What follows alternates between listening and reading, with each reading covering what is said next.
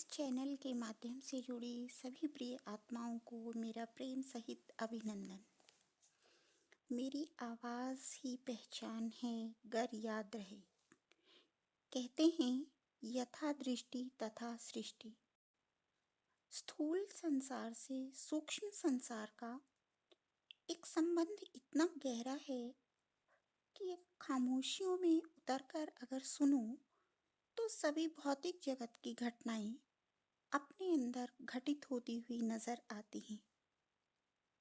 कुछ पंक्तियां हैं जो बाहरी परिस्थिति और मनोस्थिति के एकाकार होने का एक सामंजस्य दिखाने की कोशिश करती हैं।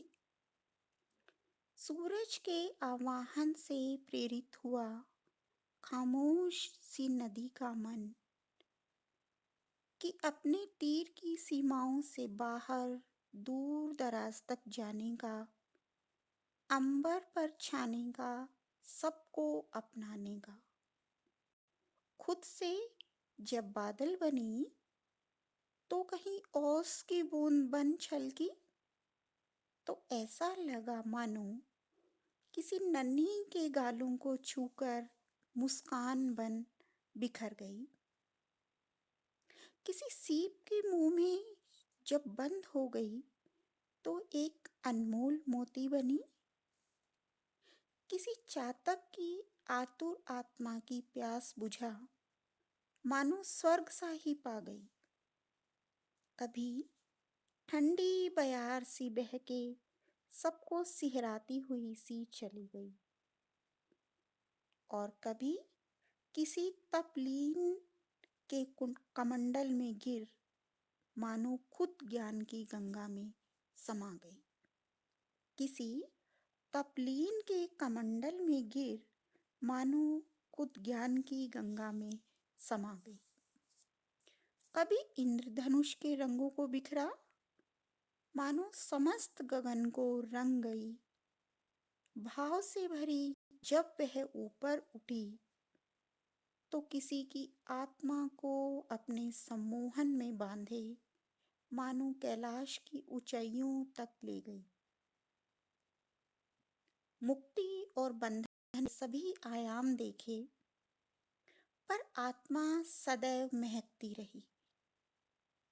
सभी के प्राणों में रची बसी सी रह के जितनी बढ़ती रही उतनी बढ़ती रही।